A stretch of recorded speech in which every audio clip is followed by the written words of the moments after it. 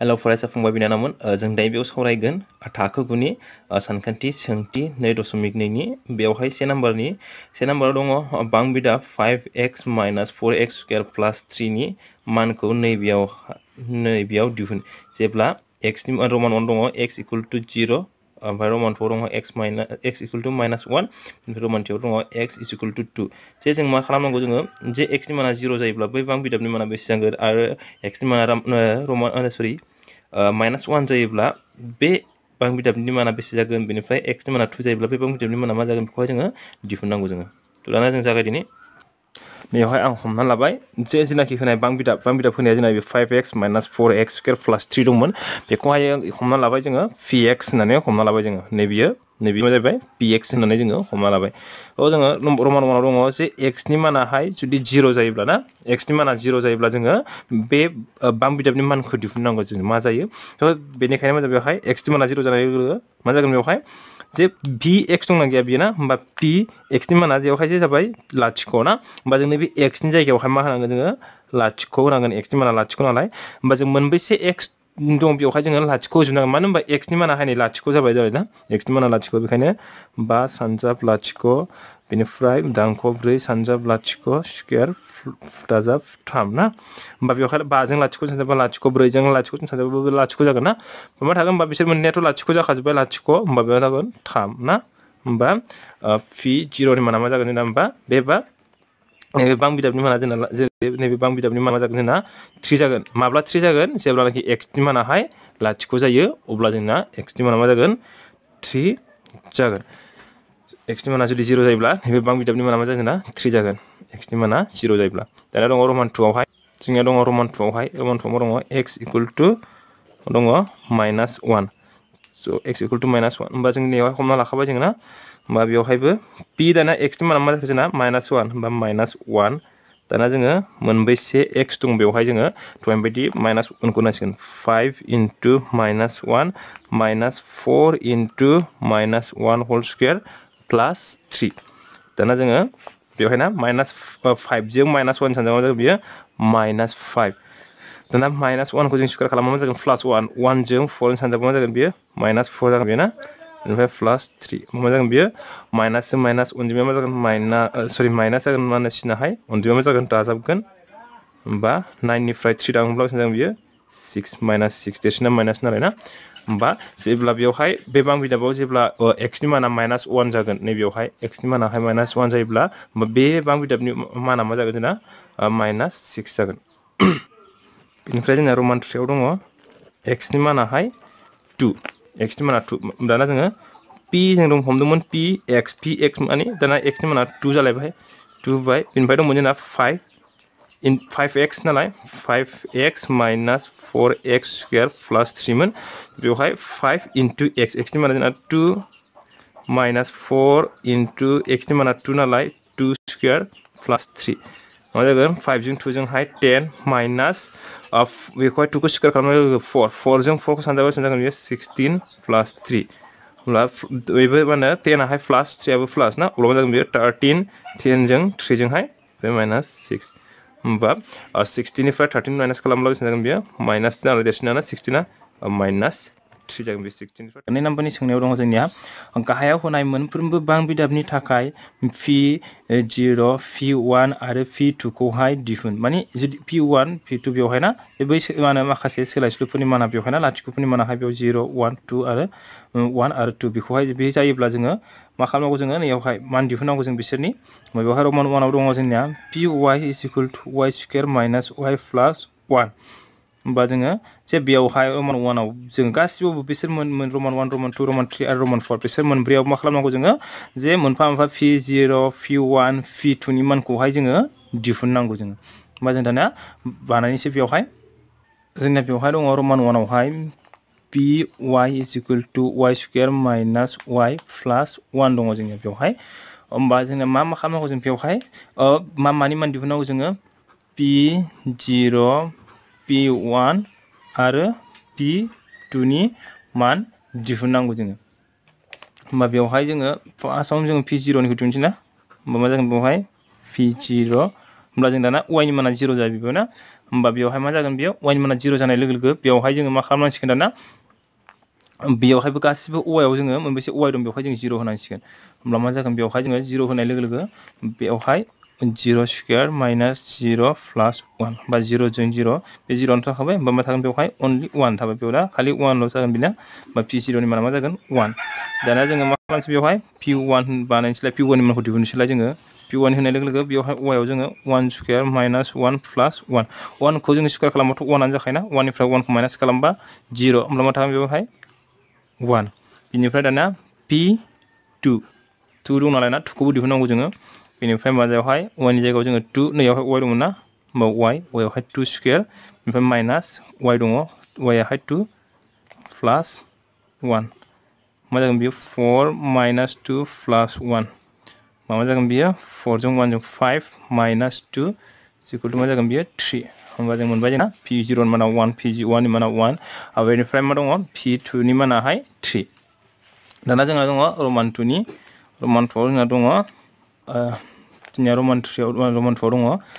pt is equal to 2 plus t plus 2t square minus t cube होमबा जोंना t दाना t फैबाय बेवहाय t आनो जा y आनो जा बा x आनो जा बेयो जेबो नङा ना होमबा जों बेवहाय दाना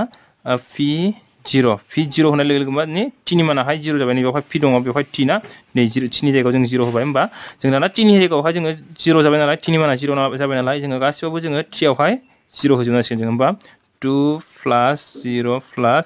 2 into 0 square minus 0 cube बाथ' बे माखाया 0 जाजोबखागोन बेना होमबा मा जागोन बेनिया माना 2 दाना p1 आव मा फैगोन जोंना होमबा दे 2 plus t दङ 1 plus 2 दङ 2 t दङ नालाय t आवहाय स्क्वायर सरि 1 स्क्वायर माइनास 1 क्यूब होमब्ला मा जागोन बेवहाय 2 जों 1 दाजाबनानै लाखानोसै जोङो ना 2 जों 1 जों 3 प्लस जे 1 खौ स्क्वायर खालामबा 1 आनो जाखायो बेना 1 जों 2 जों सानजाबा जोंना 2 माइनास 1 मा जागोन बेयो 5 1 ना 5 निफ्राय 1 थांबा 4 जागोन बेयो दाना दङ जोंना p2 आवहाय जोंना फैगोन बेवहाय t नि जायगायावहाय जोङो 2 जोनांसिगोन 2 plus 2 into 2 square minus 2 cube होमबा जोंना मा जागोन बेवहाय जोङो 2 खौहाय स्क्वायर खालामबा बेसेबां जागोन बेयो 4 ना 4 जों 2 जों बेसेबां जागोन बेयो 8 होमबा 8 जोंहाय 2 जों दाजाबबा 10 जों 2 जों 12 माइनास 2 खौहाय क्यूब खालामबा बेसेबां जायो 8 होमबा बेसेबां जागोन बेयो 4 होमबा जोंना p0 नि मानाबो 2 p0 नि माना 2 p1 नि माना 4 आरो p2 नि मानाबो मा जाबाय जोंना 4 जाबाय बेयो ना दाना जोंना रमान 3 दङ px equal to x cube होमबा जोंना दाना px नि मान माने p0 दाना जों p0 नि मानखौ दिहुनसै x नि माना 0 जाबाय होमबा 0 क्यूब माने 0 आनो ना स' बेवहाय 0 क्यूब माने 0 आनो बेनिफ्राय 0 0 मोनथाम सानजाबा 0 आनो जाखागोन जोंना बेनिफ्राय p1 is equal to 1 cube माने 1 खौ जों मोनथाम सानजाब्ला 1 आनो जाखायो बेनिफ्राय p2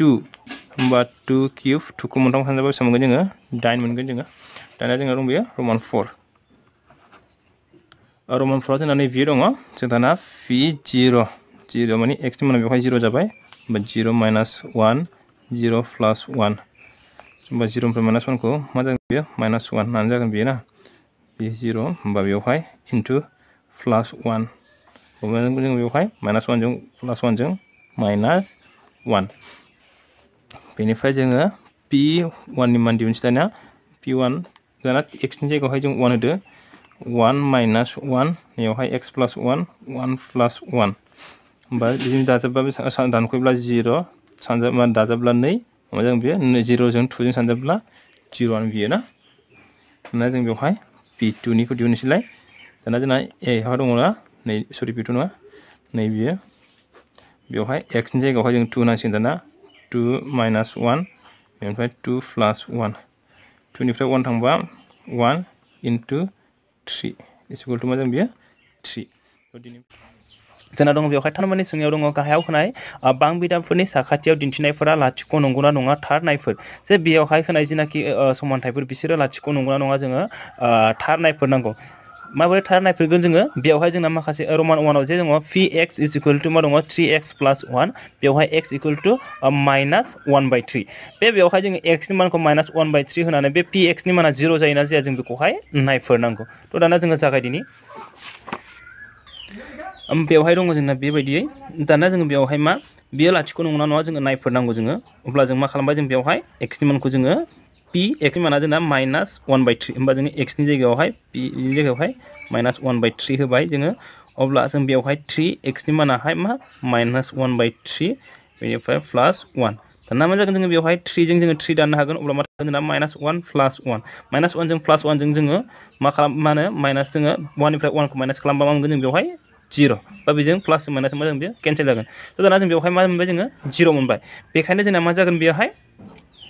दाना जोंना बेवहाय मा मोनबाय जों लाथिख' मोनबाय बेनिखायनो मा जागोन जोंना बेनिखायनो -1/3 आ मा जागोन बियो px नि लाथिख' नंगौ px नि बा बांबिदाब 3x + 1 नि बा px होबाबो जायो नङाब्ला 3x + 1 होबाबो जायो नि लाथिख' नंगौ मानि थाखाय लाथिख' नंगौ बेवहाय नायदो लाथिख' मोनो जोङो बेवहाय नंगौ जे समानथाय नंगौ बेयावहाय ना बिनि सरि लाथिख' नंगौ बियो दाना जोंना रमान 2 आवहाय दङ नै बियो px = मा दङ 5x - 5 x नि मानाहाय 4/5 दाना जों बेवहाय दहाय बायदिनो px नि मानावहाय जोङो 4/5 फजोबबाय जोङो होमब्ला मा मोनगोन जोङो 5 * मा जागोन जोंना 4/5 -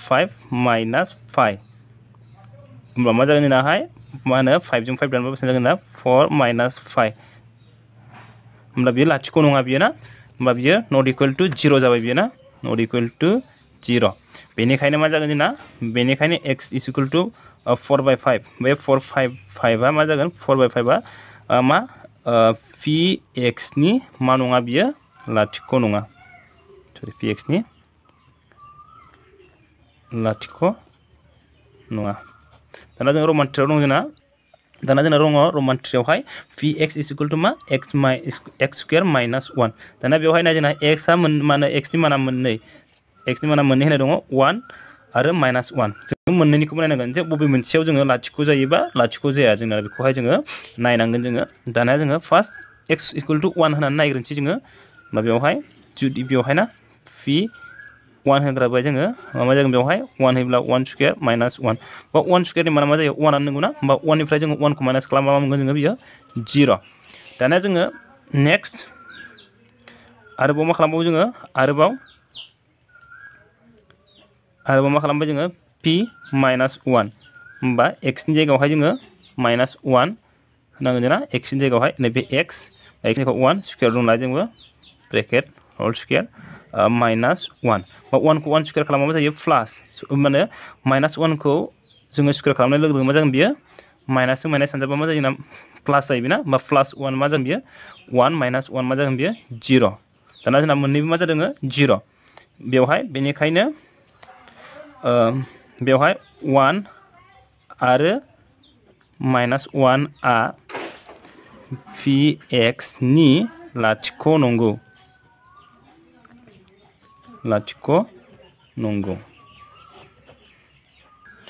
दाना जोंहा दङ रमान 4 आवहाय px नि मानाहाय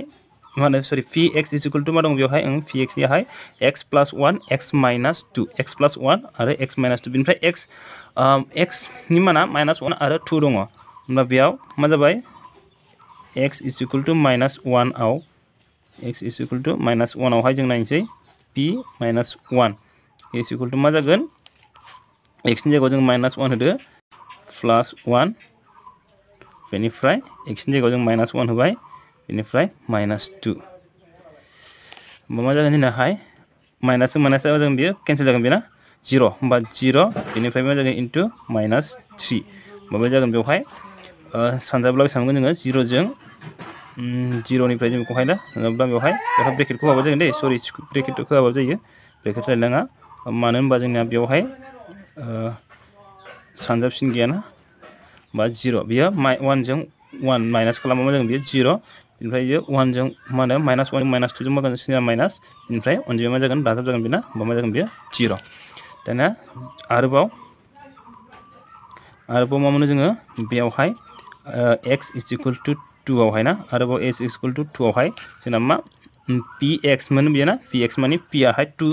जाबाय x आ 2 नालाय होमबा 2 जाबाय बेवहाय होमबा मा जादों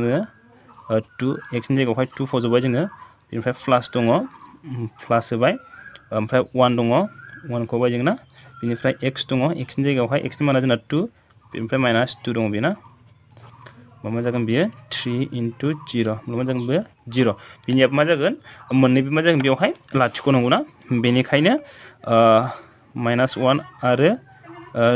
2 आ मा जागोन बेयो माइनास 1 आरो 2 आहाय px नि मा नंगौ बेयो लाथिख' नंगौ सरि आखरा मोजां जायासै दे लाथिख' नंगौ दाना जोंना रमान 5 आवहाय बेबायदि दङ होमबा जोंना x = 0 ल' जोंना मोनसेल' दानिया होमबा जों बेवहाय p0 = 0 स्क्वायर x खौ जों 0 खौ जों स्क्वायर खालामबा मा मोनो 0 into 0 सानजाबा जों मा 0 खौ मोनगोन ना 0 मोनो जों ना मा जागोन बेयो 0 बेनिखायनो 0 आ मा जागोन px नि लाथिख' नंगौ दानिया जोंना दङ 6 नाम्बारावहाय px = lx plus m बेयाव x नि माना माइनास m by l दानिया जोङो बेवहाय x नि जायगायावहाय जों x नि मानखौ फज'दो x नि माना जोंना माइनास m by l दङ माइनास m by l होमबा जोंना बेवहाय x नि जायगायावहाय जोङो बेखौ फज'नांगोन जोङो into minus m by l plus m बेवहाय मा l जों जोङो केन्सेल खालामनो हायो मा थागोन बेवहाय माइनास m प्लास m होमबा माइनास m प्लास m मा जागोन बेयो 0 दानजानाय ना होमबा बेवहाय बेबो मा नंगौ बेयो लाथिख' नंगौ बेबो ना होमबा बेबो लाथिख' नंगौ दाना जोंना दङ 7 नाम्बारावहाय बेवहाय दं जोंना px = 3x square minus 1 x नि माना जोंना माइनास 1/√3 माइनास 1/√3 बिनिफ्राय 2/√3 बानायनोसै बेवहाय ना बेयाव जोंनिया मा जोङो फार्स्टआवनो ना x = माइनास 1/3 खौ लाना बानायसै होमबा